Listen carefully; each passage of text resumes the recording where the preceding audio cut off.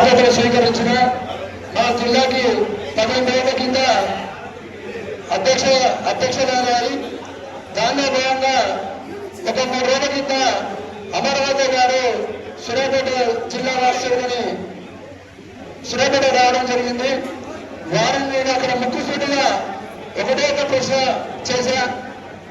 అసలు మీరు ఇన్ని సంవత్సరాల నుంచి సంఘంలో ఉండుకుంటూ ఏ రోజైనా కానీ మీ కార్యాచరణ కానీ ఎక్కడన్నా ఏమైనా వచ్చిందా అని బహిర్గతంగా అడగడం వల్ల నన్ను సూర్యాపేట జిల్లా యువ అధ్యక్షుడిగా తీసేయడం జరిగింది.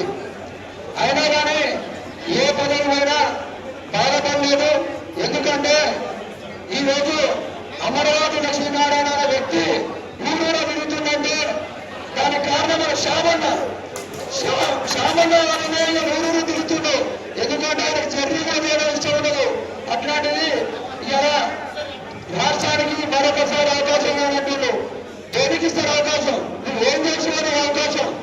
11 సంవత్సరాల నుంచి కనీసం ఏమాత్రం కార్యాచరణ ప్రకటించకుండా ఈరోజు వేరే కోర్సులలో ఏ విధంగా కార్యాచరణ ప్రకటించుకొని వారి కులాన్ని డెవలప్మెంట్ చేసుకుంటూ వస్తున్నారు. 11 ఏళ్ల నుంచి ఒకటో సీట్లో కూర్చొని వచ్చిన వారికి తేడా లేకుండా రెండోది వారికి టీం ఉంటుంది. ఆ టీం కూడా ఎక్కడ ఎన్నికలు జరిగితే రాత్రి పోతారు. ఇక రాత్రి మొత్తం మంచిగా ఇక సమావేశాలు రాత్రి సమావేశాలు వేరే ఉంటారు. ఇక తెల్లారి ఎన్నికల గారికి వచ్చేసరికి ఇక వాడిని వీడిని కూర్చోబెట్టి వాళ్ళ కమిటీలో ఉన్న పేరు రాసుకొని బయటపడతారు. ఇదంతా మార్పు రావాలి. దయచేసి ఒకటే పెద్దవాళ్ళ యువతకి ప్రాధాన్యత ఇవ్వండి. ఎందుకంటే మీరు ఆస్తులు ఇవ్వట్లేదు. ఆరోగ్య సంఘం బాధ్యతలు ఇస్తున్నారు. ఈ రోజు ఆరోగ్య సంఘం ఎందుకు వెనుకబడిపోతుంది? ఈరోజు అమరావతి లక్ష్మీనారాయణ వల్లనే వెనుకబడిపోతుంది. ఎందుకు యువత ముందుకు రావట్లేదు?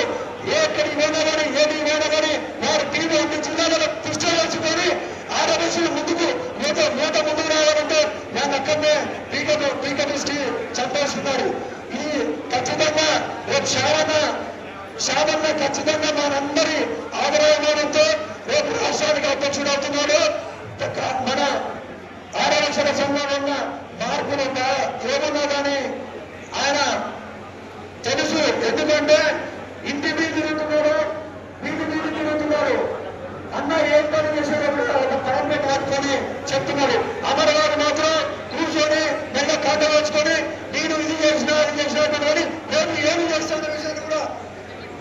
రేపు ఏమి చేస్తానన్న విషయాన్ని కూడా ఒక పాంప్లెట్ రూపంలో కూడా చెప్పలేని పరిస్థితి అయిపోతుంది. ఏమయ్యా పోటీ చేయడానికి వచ్చినని రేపు సమాజానికి ఏం చేస్తామనే విషయం చెప్పవా? ఇదా నువ్వు చేసినది.